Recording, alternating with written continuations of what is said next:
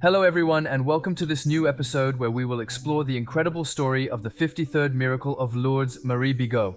The stories begin in a small Breton town near Saint-Malo.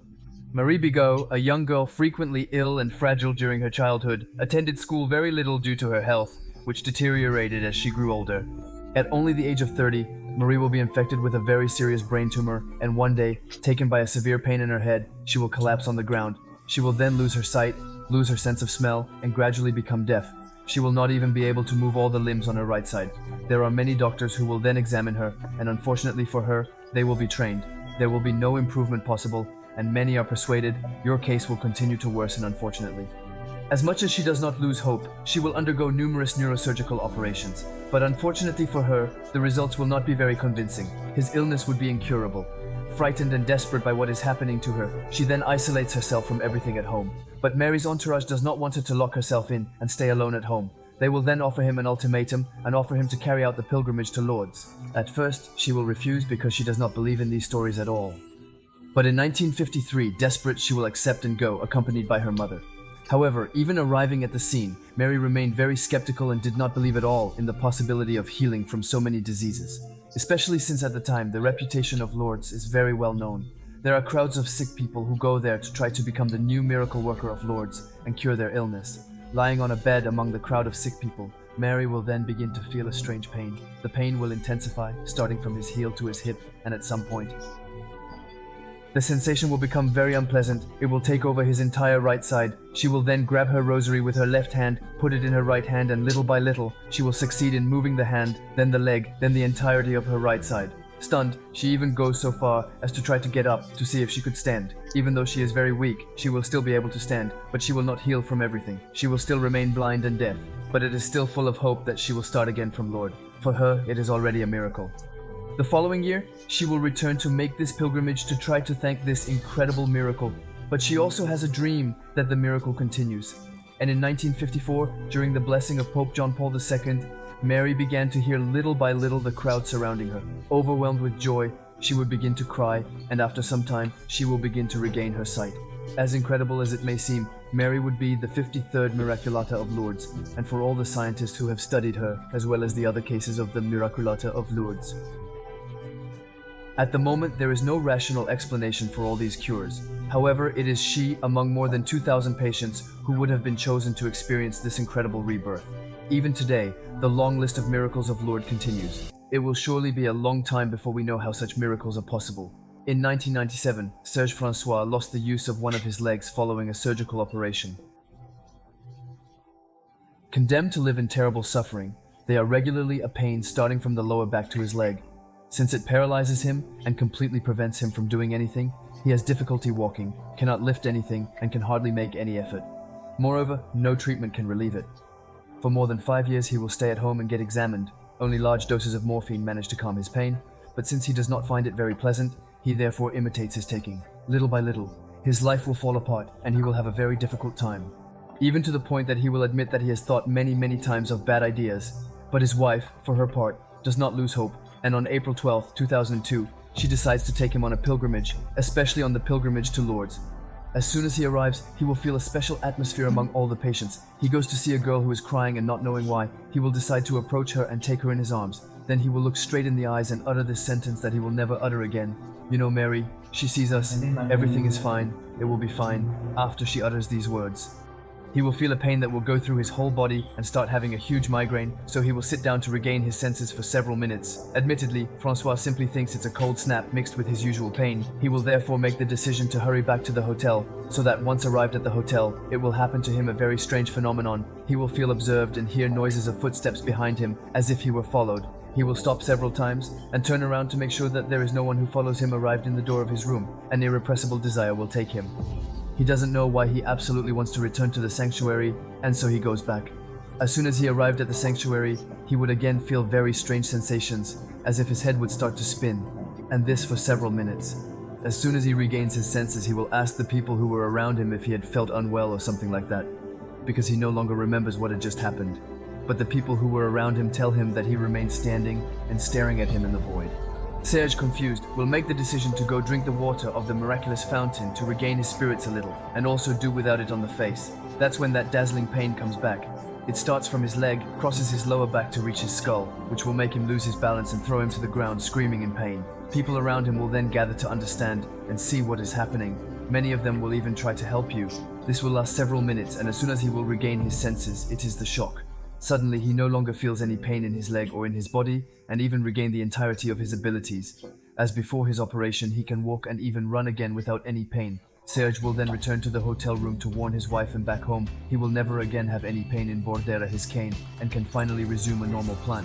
To mark and celebrate this event, he even goes so far as to make the pilgrimage to Santiago de Compostela, more than 1,600 kilometers on foot in 56 days. This is therefore an authentic case of miracle that the Church will ponder for many, many years. Years during which there will also be many medical experts who will look into the mysterious cases of their miracles. Since 2008, Serge François would have actually become the 60th miraculous bear. Sister Marie Simon Pierre was born in northern France into a family of 5 children. Very religious, she would have lived in the north of France, and from a very young age would have suffered from a very violent, incurable disease. She would have suffered from Parkinson's disease. You should know that Parkinson's disease can lead to different disorders such as speech disorders, problems walking, or large tremors. For many, many years, especially as Sister Marie will develop the most serious form that will affect even his psychological abilities, and they will make depressive. The more time passes and the more her illness will evolve, she will also have enormous pains that will travel throughout her body, and in 2005 her condition is only getting worse. The doctors will no longer have any illusions. Sister Marie will therefore be obliged to stay in the hospital. On April 2nd, 2005, Pope John Paul II died, and from that day on, Sister Marie began to pray tirelessly. Every day she will ask Pope John Paul II to help her and heal her. It is a fairly common practice among Christians to pray to a saint to come and help them, but unfortunately for her, even after this event, your condition will only get worse, and there will be no improvement. He will no longer be able to drive, and little by little will lose the ability to write. The disease will progress so much that she will not even be able to practice her nursing profession, and 2 months after the death of John Paul, 2 days to the day, the superior of Sister Mary will make it visible, and she will ask him to write the name of John Paul II on a sheet of paper. Sister Marie could hardly write at that time, but she made a last effort to write the name of John Paul II correctly. The 2 women will then start praying all day, but extremely tired. Getting remarried will go to bed without any improvement. On the other hand, it will be that night that will happen. A very strange event that will upset his life and intrigue the world of medicine. She testifies that she woke up in the middle of the night with a single jump, as if she had been stung by something. And little by little, she will feel a strange sensation, as if the disease is leaving her. The strangest thing is that after that day and the next day, she took no more medication or treatment, and her illness disappeared little by little, as if by magic. For more than 6 months, Sister Marie will be silenced, because her testimony could completely upset the canonization of John Paul. E2. And the Church is going to decide to be very discreet about this story for many years. They will even hide her identity to protect her. But some doctors who got wind of this affair will try to study his case in a very Cartesian way. And for them, his step is completely incomprehensible. She had many injuries that were irreversible. The only conclusion they will give is that you could see that she was indeed sick before, and that now she is not and is in very good health. The Church will also look into his heart to find out if it really is a miraculous healing. And according to them, since there is no scientific explanation, this event can be described as a miraculous healing thanks to Pope John Paul. It would be 2 years before Sister Marie explained her story in a newspaper. And after that, doctors will talk about a real miracle certain. We'll even find a slice. Coincidentally, John Paul II would have suffered from the same disease just before he died. Today it is Pope Francis who is in office, and maybe one day we will see another miracle happen. Only time will tell.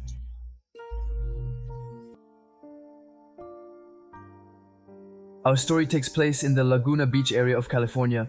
It's a little paradise spot on the Pacific coast, except that it is not uncommon to see waves of fires ravaging the region. In 1993, something incredible will happen. A wave of fire will be triggered and begins to ravage everything in its path. Passing from the south through the north, more than 30,000 people will be forced to evacuate to avoid the flames. In a very short time, the flames will cover more than 6,000 hectares, and in just a few hours, it will also be more than 500 houses that will go up in smoke. Nothing resists the passage of flames, and yet, in the middle of all these ruins, we will find a completely intact house, while all the neighboring houses are reduced to ashes. That of the family will be spared as by a miracle, and everyone will then ask themselves questions to discover how this house could have resisted the flames. Because as you can see, this is the only house that survived within a radius of several kilometers.